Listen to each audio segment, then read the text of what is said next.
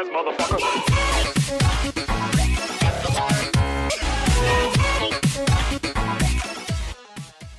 Hallo så YouTube, og velkommen til...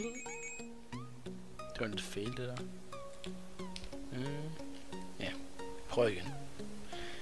Hej så YouTube, og velkommen til noget af dagens warfare med...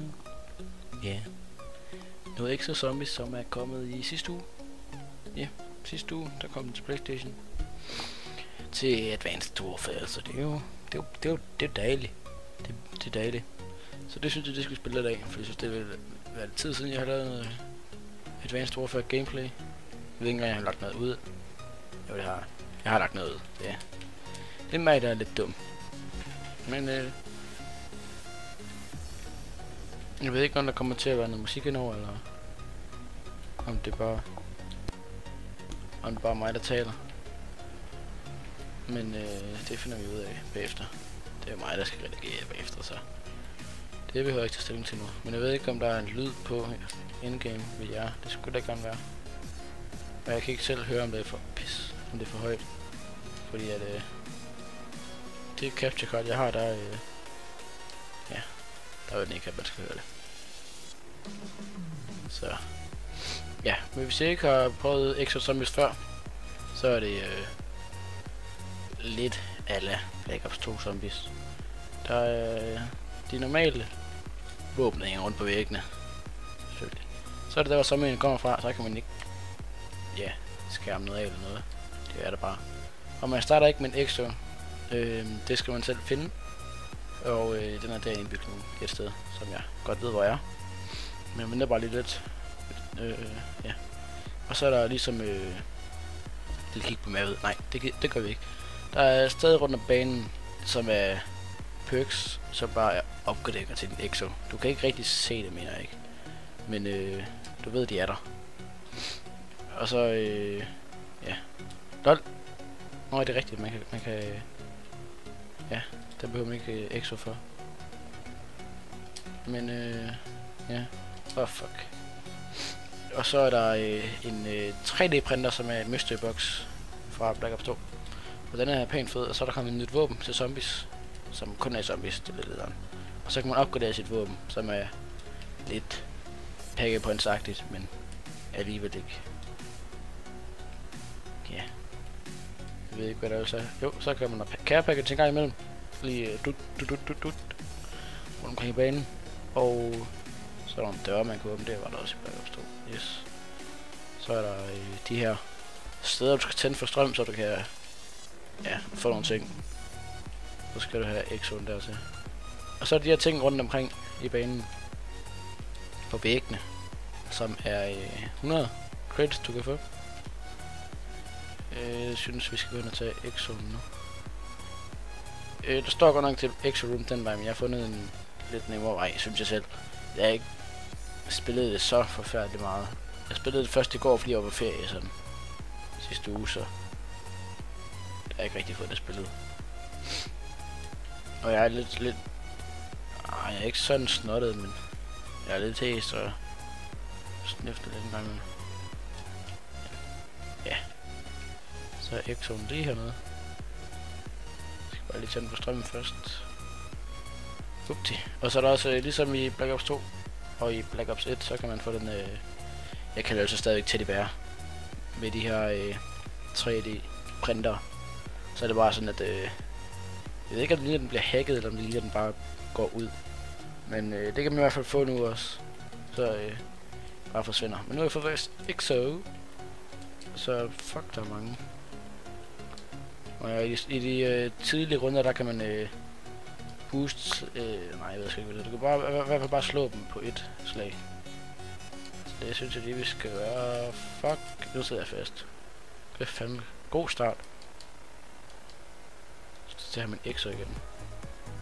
Nej, det skal jeg ikke. Jeg er ikke helt død endnu.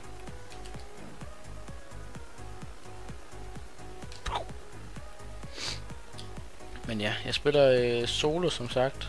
Jeg ved ikke, om næste gang jeg laver en video, så bliver det med andre. Det ved jeg ikke. Hvad er det for en trophy, vi lige fik der?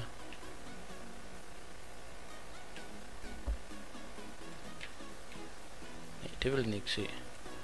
ud af det. For helvede, sådan der. Okay, der er lige nogle credits, vi kan få. Allerede runde 3. Nej, 4 mener. Holy shit.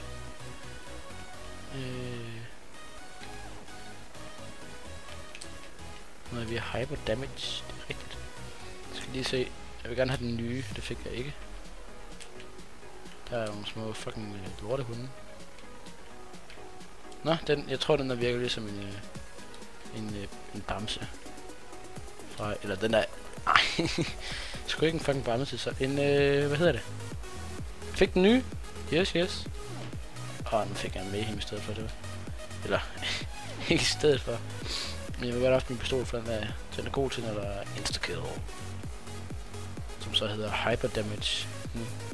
Eller, ikke nu. I Advanced Warfare.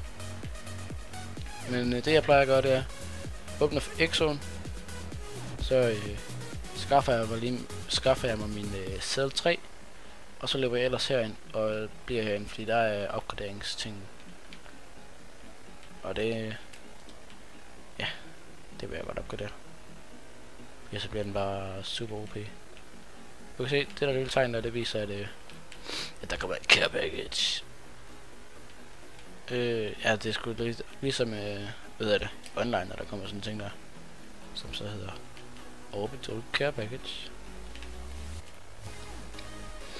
Så skal vi åbne op her. Nå ja, der er forskellige slags zombier. Der er normale zombier, så er der exo-zombier, som så render rundt med exo, siger det sig selv. Og så er der røde zombier. Jeg ved ikke om de har exo på, men de skader i hvert fald meget mere, når de slår. Og så er der grønne zombier, som springer i luften, når de dør, og skader lidt der. Og så er der MP zombier, som også har exo på, og som når de rammer en, så bliver man imp'et, som sagt. Eller som ja, der ligger i ordet. Og så er der infected zombies, som infekter dig, og så skal du løbe herover og købe den her ting her, så du ikke er infektet mere. Og så når du lige bliver infektet, så får du noget camouflage, så de ikke kan se dig, og så kan du lige komme lidt væk. Så det er meget smart. Yes. Skal se. Jeg håber på, at vi kan nå så langt som muligt, selvfølgelig. Men nu er det jo så snart solo, så jeg ved ikke lige, hvor langt vi når. Det kan alligevel ikke tage mere end en halv time, fordi jeg skal desværre noget. Det er lidt ærgerligt, men... Ja, så nu får jeg ikke opgraderet våbnet, så der var en MP exo. Eller... ja, godt sagt. En MP zombie. Der er fandme mange af dem lige nu. Og den EP'ede man så. Men som vi kan se, så får det våbnet, når man opgraderer den her, så får den nyt camo, og den skader mere. Og så jo højere op man opgraderer, eller jo mere man opgraderer den, så får den også attachments. Så det var meget smart. I hvert fald i Mark 4, som MK4 nede i højre hjørne, der får den tracker sight. Den er i hvert fald, jeg ved ikke lige om det er om de andre våben også får det, for det er det faktisk det eneste våben, jeg har opgraderet den rigtigt. Og så i Mark 10, i hvert fald ved HBRA3, den får laser sight, men jeg har ikke opgraderet den. Det er en ven, jeg spillede med i går, som opgraderede den.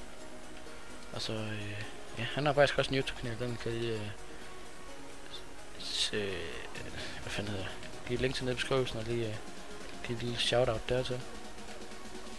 Det er også Call of Duty, han laver. Han har ikke lagt så meget lige nu, han har kun lagt eller han har lagt hvad hedder det? Små clips ud fra hans spil med den der share feature i PlayStation 4, det synes jeg det er. Ja, det har jeg også gjort i dag. Og så har jeg skrevet random clip i titlen. Det har han så ikke gjort, han har bare ladet titlen være som den er. Men det synes jeg, det skal jeg gå ind og tjekke ud, hvis jeg synes det er noget dejligt noget, han laver. Så giv den lige det subscribe og det. Og så se med her, så hej med dig. Yes, så er vi rundt 7. Jeg tror faktisk min rekord er 16 eller 17, også var der på 20, det kan jeg ikke huske. Men det gjorde i hvert fald i går. Og jeg ved godt, der er et easter egg med, at man kan komme væk af det, men jeg kan sgu ikke huske, hvad der er et easter egg. Jeg kan huske det der med den der lille batteriboks, eller blackbox, som det så hedder, der er dernede.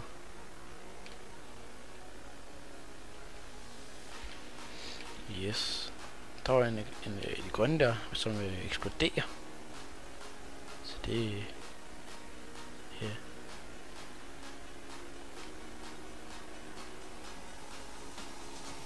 Jeg kan ikke huske, om de grønne, de eksploderer, eller om det faktisk er infected zombierne, der er der. Kan jeg sgu ikke helt huske. Okay, hvad lige den her. Jeg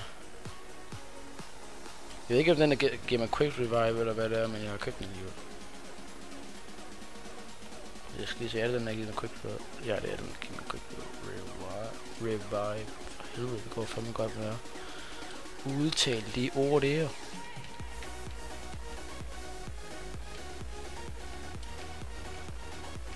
Det var i hvert fald en infected zombie. Okay, så de grønne og infected zombie, det er ikke de samme. Kan jeg se. Det var en infected zombie, det der. Der er fandme mange af dem. Det er da skide i tørne.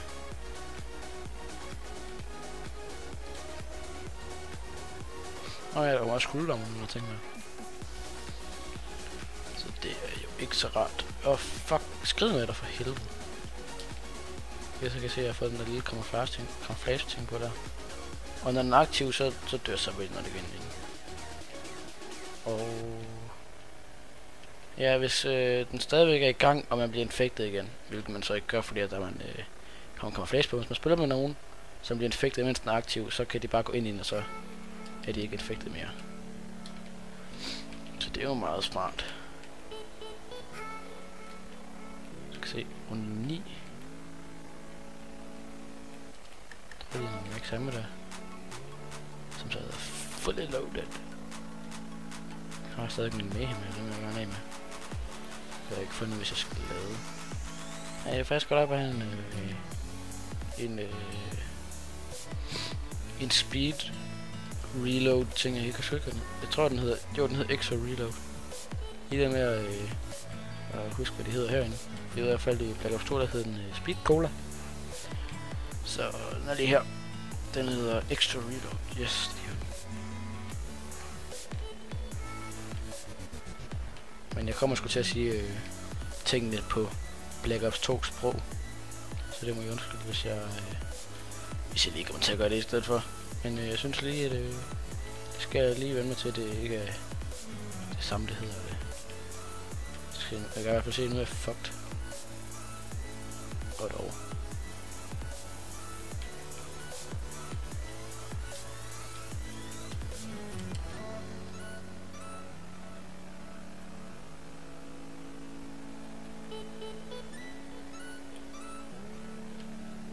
Okay, det gik rimelig godt.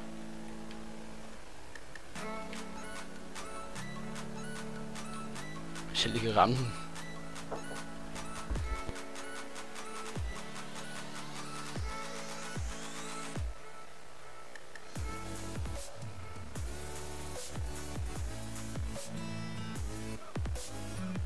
Der fik jeg så at vide af min mor, at ja, min mor, at jeg skal være færdig inden om 10 minutter.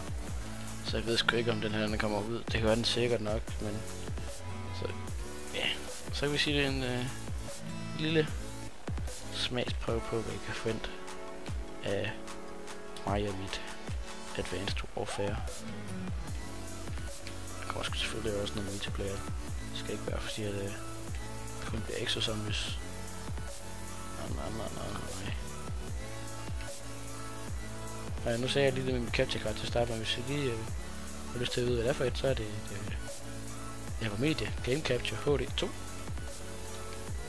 Hvis nogen af jer der lige det efter capture card, så er det, synes jeg faktisk lidt okay. Men hvis I vil optage noget PlayStation 3, så kan den ikke det.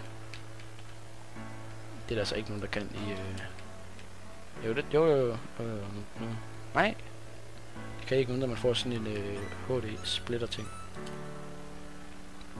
Så hvis I vil optage PlayStation 3, så skal I ikke købe capture card, mindre I køber en HD Nej, en HDMI splitter ting. 300. Yes. Så. Nu er det runde 11 nu. Jeg tror, den starter, ja, den starter runde 12. Der er nogle credits heroppe. Jeg ved ikke, hvor smart det er at stå heroppe. Lige nu ser det ikke ud til at være dårligt. Det ser bestemt ikke ud til at være dårligt. Kan jeg godt blive lidt klemt heroppe. Ja, det gør det.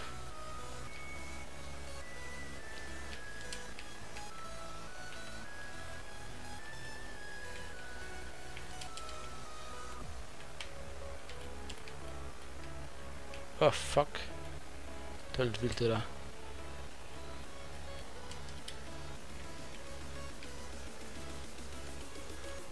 Åh, fuck. Det er lidt noget lort, det der.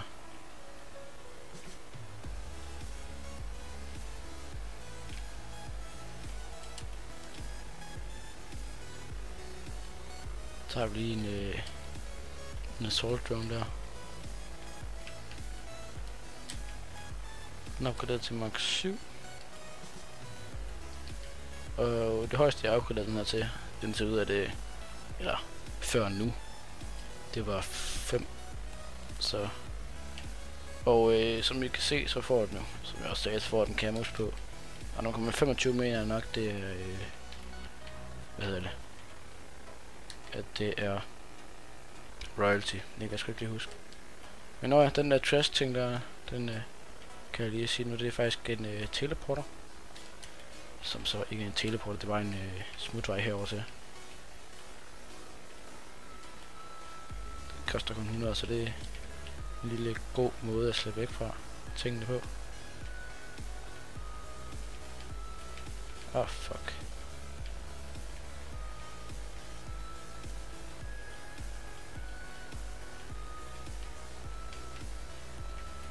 Jeg dør nu. Yep. Nå, det var også det. Så var det bare det der. Skulle ned lidt, fordi det var alt for denne gang.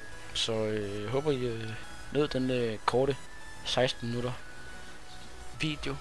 Den var så 17, men ja, mindre detaljer. Men ja, vi ses YouTube. Hej hej.